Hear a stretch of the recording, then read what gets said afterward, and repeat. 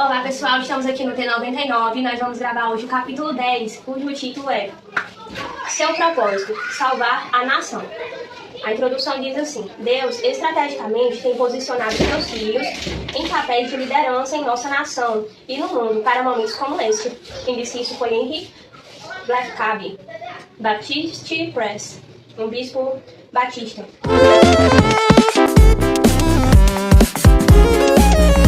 Então ele está dizendo aqui que Deus ele tem escolhido gente que é fiel a ele, que escuta a voz de Deus, para estar em posições de liderança. Por exemplo, é da vontade de Deus que os governantes, até aqui professores, gerentes de empresas, gente que está em altas posições, sejam uma pessoa cheia de princípios, que se importe com a necessidade das pessoas, e não que fica só procurando seus próprios interesses. Porque, como ele está na posição de liderança, o certo ele está ali para servir, né?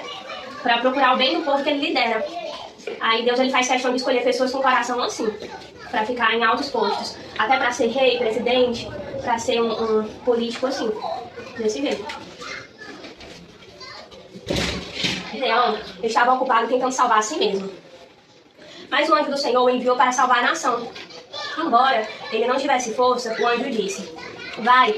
Deus valoriza mais a nossa obediência do que as nossas tentativas de entender as suas ordenanças.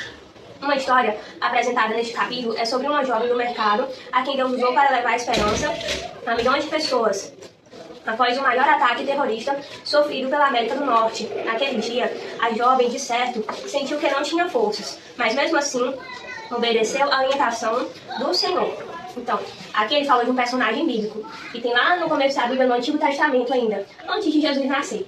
Era um homem chamado Gideão. E esse Gideão, a característica dele é que ele era medroso, porque o país dele estava sendo oprimido pelos estrangeiros, pelos filisteus, e ele era do povo de Israel. E tudo que o povo de Israel plantava, os filisteus vinham, pegavam a colheita e levavam para eles, e deixavam os coitados com fome. Queimava tudo. E o que sobrava, eles levavam para eles.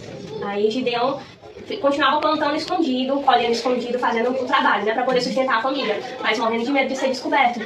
Até que uma vez, ele se escondendo, o anjo apareceu para ele, e Deus encorajou: ei Gideão, eu tô contigo, eu vou te dar a força, e eu te escolhi para libertar o povo dessa escravidão aí. E Deus deu coragem para Gideão e para um exército que lutou junto com ele e libertou o povo de Israel dos filisteus. Imagina, a pessoa que é mais medrosa de todas, ela mesma que foi escolhida por Deus para ser corajosa. Aí criou coragem, né? Foi, porque ele, agora eu não tô sozinho. O próprio Deus mandou o anjo dele para dizer que estava comigo, estava lutando em meu favor. E eles conseguiram. Só com 300 pessoas, venceram o exército dos filisteus, que era mais forte do que eles. Vale o respeito também, né? Que vale o respeito também, né? E a gente acreditar, né? Se fosse eu, se fosse você, a gente ia talvez ficar com morrendo de medo. Senhor, será que eu vou mesmo? Porque eu sozinho não consigo, não. Mas se o Senhor tá mandando eu ir, é porque o Senhor se garante o que tá dizendo. Então, vou respeitar a tua palavra, eu vou. Tá dando a coragem, né? Então, do nosso lado, quem é que vai ser contra nós? Aí, 11 de setembro de 2001, uma data da qual jamais esqueceremos. A imagem de uma torre do World Trade Center sendo golpeada pelo primeiro avião que já fora chocante o suficiente. Porém, quando a segunda aeronave colidiu com a outra torre, à vista de todo mundo, a surpresa alcançou um nível jamais experimentado por qualquer um de nós. Assistíamos incrédulos ao que acontecia quando o prédio desabou, aumentando ainda mais o nosso terror. Em uma questão de segundos, dois dos edifícios mais altos do mundo, o Centro Internacional do Comércio, tornaram-se uma pilha de escombros. Isso aqui está falando de uma notícia que aconteceu em 2001. Nós estamos em 2026. Os mais jovens aqui, né? Talvez não eram nascidos nessa época, com certeza. Nasceu em que ano? 2008. 2008. Em 2001 eu tinha 6 anos. Hoje eu tô com 31. E eu vi no jornal que 2 torres muito altas lá nos Estados Unidos tinham sofrido ataque de avião que esbarrou nelas. Explodiu o avião, derrubou o prédio, né? Que foi caindo assim. A torre bem aqui, derrubou bem aqui, né, Tião? Tá falando da Torre Gêmeas? Aí, claro que desaba quem tá em cima e todo mundo morre, né? Foi uma tragédia imensa. Aí tá falando disso aqui. Muitos ainda escapa, né? Muitos ainda escapam. Pouquíssimos que escapam, porque Agora foi... bem ferido, mas... eu acho que pouco a gente escapou. Muito raro. Até quem tava ao redor no chão sofreu as consequências. A nossa consternação se transformou em pânico, em repugnância, ao descobrir que um terceiro avião atingiram o Pentágono, até então a fortaleza impenetrável dos Estados Unidos, e que esses acontecimentos foram causados por terroristas. Sem desviar os olhos das nossas televisões, perdemos a inocência. Então, uma quarta aeronave caiu em um campo de Pensilvânia, nos Estados Unidos, que estavam sendo violados à vista de todos. E algumas pessoas do outro lado do mundo se alegravam, enquanto nós chorávamos. Isso aqui não foi um acidente não, gente. Foi os inimigos, um pessoal lá dos terroristas, né, muçulmanos, que não gostavam deles, aí mandaram esses ataques no pessoal no avião. E quem tava pilotando o avião já tava sabendo, né, que ia morrer também, mas achava que valia a pena só pra fazer mal aos outros. Um monte de gente inocente faleceu, infelizmente. Dias posteriores aos atentados foram de insondável angústia, profunda confusão e consternação, infindável enquanto a nação se debatia para reencontrar o seu rumo. Muitos de nós acordamos no dia seguinte com a esperança de que tudo tivesse sido um pesadelo.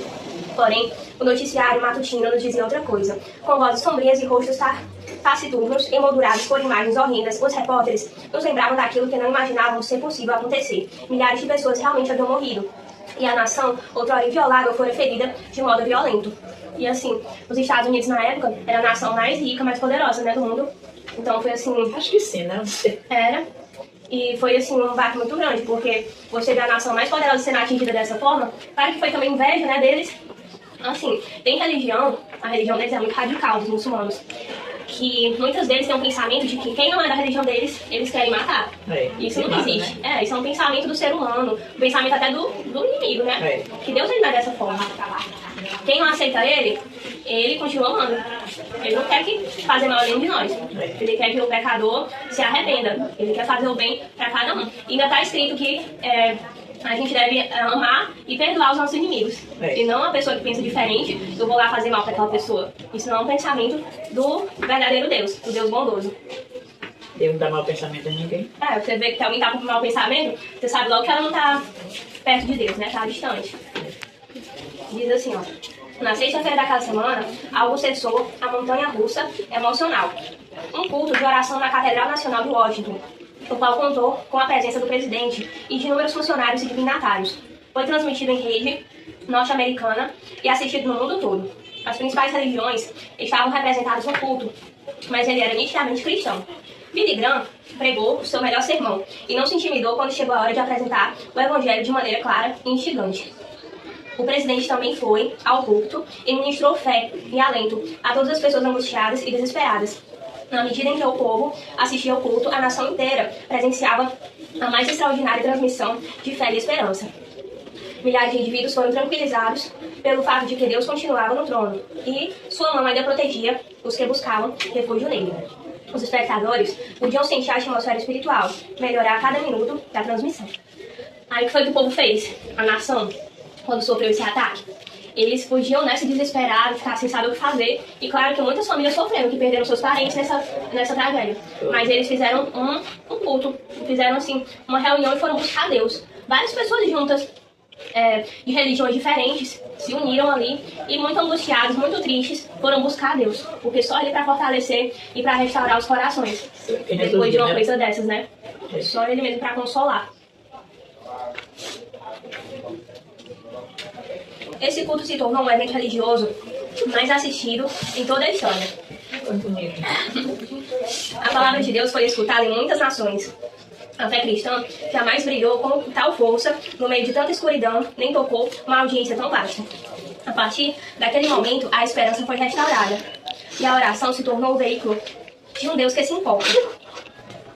Embora muitas tempestades ainda estivessem por vir, as âncoras do cristianismo ficaram à mostra, para que todos vissem que o mal não pode vencer o bem. Então, como é que a gente vence um ataque desse? Com vingança? Não. Porque se for ficar um se vingando do outro, nunca vai acabar a guerra entre os países, vai destruir o mundo inteiro. Então a gente vence... também porque não dá pra vencer, né? Tem que perdoar, alguém tem que perdoar. Eu vou me vingar da Deus, não. Eu vou fazer aqui uma oração e eu entrego o que aconteceu nas mãos de Deus. Deixar que Ele faça justiça. Que Ele me defenda daqueles que querem me fazer mal. E Deus, ele é de verdade, Ele está vendo todas as coisas. Ele não vai deixar o mal prevalecer. E a gente tem que renovar a esperança e confiar, né? Então a gente vence o mal fazendo o bem. Se alguém fez o mal pra gente, a gente vai lá e faz todo o bem que a gente puder fazer por aquela pessoa. E aquela pessoa vai ficar envergonhada, não vai? Nós encerramos por aí. Deus escolheu Gideão de uma maneira diferente de Charite. Ele havia tentado salvar um pouco de trigo para si mesmo. Porém, o anjo do Senhor disse a ele: o Senhor está com você, poderoso guerreiro.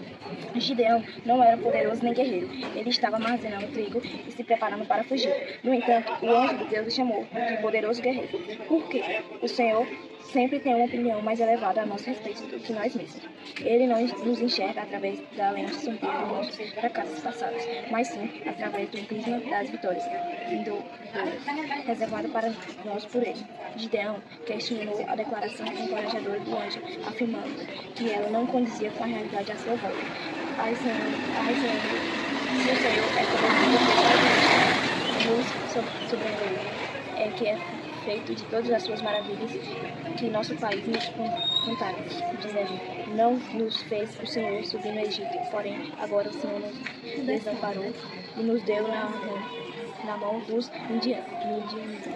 O Altíssimo não respondeu a qualquer das perguntas de Gideão.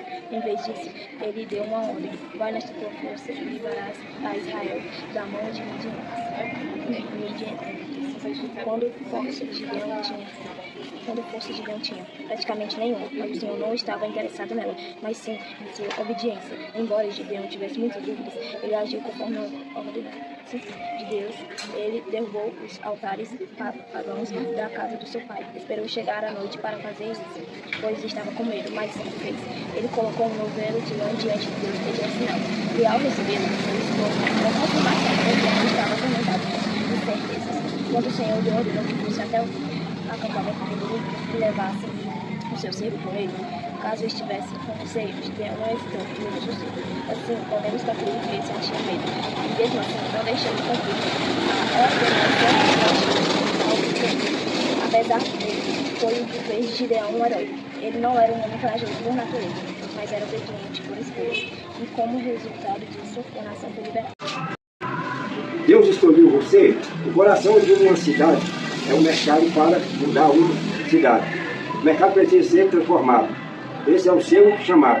Esse é o seu propósito. Focalize o plano de Deus para a sua vida e não os meios que possam estar à espreita por dentro de você. A obediência é mais valiosa do que o conhecimento. Os primeiros seres humanos, Adão e Eva, viviam no Éden. O Senhor lhe ordenou que cuidasse do jardim e dominasse a criação. Ele também lhes disse que supriria todas as suas necessidades. Não vivemos mais no jardim do Éden, mas sim em cidades, e elas são preciosas para Deus. Temos apenas 2 relatos de Jesus chorando, uma vez pelo seu amado amigo Lázaro, e outra por Jerusalém, uma cidade.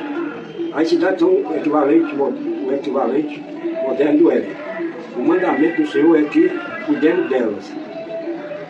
Quando os cristãos do mercado conseguirem entender isso, eles trabalharão sabendo que o seu emprego é o seu ministério sempre que registrarem uma transação, construírem uma parede ou retornarem um telefonema, eles verão a si mesmos como cuidador da criação divina.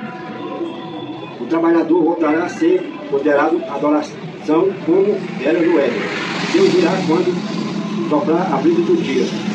Como faz de cuidado com a criação do Senhor, os cristãos do mercado exercitarão autoridade espiritual sobre todo o poder do maligno, uma vez que fizerem isto, o império das trevas recuará, e o reino de Deus será estabelecido de maneira que a sua vontade seja feita, tanto na terra como no céu. Então, aí continuando aqui, isso não é um devaneio, é a nossa missão. Para que consigamos cumpri-la, precisamos lidar com uma grande inconsistência em nossa ideologia. Não temos qualquer dificuldade em acreditar que Satanás conseguiu corromper a criação ao inserir o pecado na vida de Adão e Eva. Trata-se de uma crença indiscutível e todo cristão deveria concordar com ela. Entretanto, não aceitamos a ideia de que a graça introduzida em nossa vida por Jesus possa redimir a criação corrompida. Se o pecado conseguiu causar tanto dano, a graça definitivamente deveria ser capaz de promover muito mais restauração, pois onde abunda o pecado, a graça sempre transborda. Como cristãos, acreditamos que este mundo passará e hesitamos esperando novos céus e nova terra. Poucas pessoas argumentariam contra esse princípio. No entanto, o fato de novas coisas estarem por vir não deveria nos impedir de trazer o reino de Deus a este mundo. Nosso povo é um bom exemplo disso. Ele era o templo do diabo, enquanto seguíamos o príncipe das potestades do ar, antes de nos convertermos a Cristo. Entretanto, quando Jesus entrou em nossa vida, nosso corpo se tornou o templo do Espírito Santo. Embora saibamos que a nossa matéria sofre os efeitos do envelhecimento e que um dia todos nós morreremos, ainda tomamos o máximo de cuidado com ela. O fato de que um corpo perfeito nos aguarda na eternidade não nos impede de cuidar do nosso atual, a fim de que seja tão santo e saudável quanto possível. A mesma lógica deveria se aplicar à Terra, até a chegada de uma nova morada. Devemos levar o reino a todos os lugares para que a vontade do Senhor seja realizada de modo pleno. Ajuda aqui, Maria? Vem cá. Opa, beleza, né? Por isso, cada um de nós precisa ver a si mesmo como um canal para a emissão do mercado por meio da graça. Ela já redimiu você. Então, agora, você deve se tornar um veículo para mudar as coisas ao seu redor. Essa é a vontade de Deus, já anunciada nos lugares celestiais. Quando Gideão e o seu servo chegaram ao acampamento inimigo, eles ouviram os soldados conversarem sobre um sonho no qual uma ação poderosa destruíra o arraial dos midianitas. Quem teve o sonho solicitou uma interpretação dele. Informaram a essa pessoa que, sem dúvida, o significado do sonho era que eles seriam entregues às mãos de Gideão e a sua espada. Naquele momento, Gideão não segurava uma espada, nem estava pronto para atacar. Contudo, o Altíssimo já havia convencido os seus inimigos de que a vitória lhe havia sido dada. O Senhor não apenas tinha uma opinião elevada de Gideão, como também dizia coisas melhores sobre ele do que o próprio sobre si. Essa mesma dinâmica se aplica a você hoje. Deus o olha e o chama de guerreiro poderoso. Ele diz: creia em mim quando afirmo que você é um guerreiro poderoso, independentemente de quanta força você tem. Vá e salve a nação, em vez de tentar salvar apenas a si mesmo. Pare de centrar todos os seus esforços em fazer o seu negócio prosperar. Comece a trabalhar para transformar o mercado. Eu não preciso da sua força, mas sim da sua obediência. Charity Wallace teve de confrontar esse dilema. Ela precisou escolher entre os seus medos. Eles a orientavam a entrar no carro e fugir para longe. E a voz de Deus primeiro em seu coração. E depois, confirmada, por intermédio do seu pastor, de que ela deveria permanecer onde estava, a fim de encontrar o seu propósito na Casa Branca. O Senhor espera obediência de nós. Desde o seu olhar das suas necessidades, mediante e fixe nos planos eternos de Deus para a sua vida. Ele está pronto para usá-lo como instrumento modificador do mercado. Você está pronto. Pessoal, aqui ele está dizendo que no começo do mundo, né, Deus fez Adão e Eva e colocou no jardim. E ali só tinha natureza, só tinha planta, animais, as coisas que Deus fez, né? E Deus tinha falado para eles trabalharem ali, cultivar o jardim, cuidar da criação que eles tinham feito. Não pecasse, né? Pecado, né? Era o trabalho deles. Eles não foram criados para viver o dia com preguiça lá deitado, não. Deus criou eles para trabalhar e cultivar o jardim, cuidar da criação que ele já tinha feito. Então, eles não tinham assim, preguiça de trabalhar, para eles era um prazer. Eles tinham sido criados por Deus para fazer isso mesmo. Então, quando eles fazem o trabalho deles bem ali, eles estavam adorando a Deus. Nossa, como Deus me fez perfeito, com inteligência para saber trabalhar, né? Olha esses animais todos perfeitos que Deus fez. Tudo que é bonito, né? Tudo aqui funciona perfeitamente. Deus ainda me chama para contribuir, para fazer parte disso daqui. É um privilégio. Porque ele acreditou em mim e no Adão e Eva, né? Foi, confiou tudo para eles, né? Representando cada um de nós, que somos descendentes, filhos deles, né? Desde o começo do mundo. Aí, quando eles pecaram, desobedeceram a Deus, foram enganados pelo inimigo, eles começaram a ver o trabalho como uma maldição. Por quê? Porque como castigo, Deus falou para Adão que a terra seria amaldiçoada por causa do pecado dele, da desobediência. Enquanto a terra antes era toda fértil, agora ele ia... Depois viu a maçã, ele a Eva. Não diz, na Bíblia não diz que foi a maçã, o pessoal que diz, né? Mas diz só que foi uma fruta. Outra maçã, né? Aí, depois disso, a terra ficou infértil, ficou difícil ter uma colheita. Você vê que às vezes a gente vai plantar, aí não nasce tudo, né? Nasce uma porcentagem do que você esperava. E hoje tudo é Nem sempre a através colheita de é coisa, boa. né? De hoje tudo é através de produto orgânico, né? É. Beleza, quando tá bem nascidinho da lagarta e tudo, As vai a gente pragas. pulverizar. Às vezes é difícil, às vezes não chove. não chove. O tempo de Deus é tudo verde. Mais principal a chuva, né? Às vezes chove demais, estraga. Todas essas dificuldades começaram a acontecer. Não é Foi do 880, pecado. né? As pragas, inclusive. Ver se não é menos, é demais. As coisas, assim, começaram a nascer deformadas ou até muitas vezes fazendo mal quando o pecado entrou no mundo. Porque Deus tinha feito tudo no seu devido Perfeito, lugar. né? Tudo no Isso. devido lugar aqui. Aí tá dizendo aqui que Tudo que comparando. Deus faz é perfeito, né? Claro. Sim. Aí tá dizendo aqui que comparando com aqueles dias, o nosso jardim do Éden hoje em dia é o quê? Que a gente não vive no mato, né? É. É a cidade. Deus, ele quer fazer o que ele queria fazer no jardim do Éden na cidade de Quixadá, que é onde a gente mora. Tudo quando faz parte dela, as praças, as ruas, as casas residenciais, as lojas, o comércio, Deus quer o agir dele e abençoar esse povo todo, porque ele ama cada um de nós. Só que muitos deles estão desligados, como se estivessem dormindo espiritualmente. E a gente que está pensando em Deus, a nossa lamparina está acesa. E ele quer que a gente vá que nem um palito de fósforo, né? Acendendo cada vela, espalhando a luz dele, compartilhando a palavra, a nossa fé, a nossa esperança.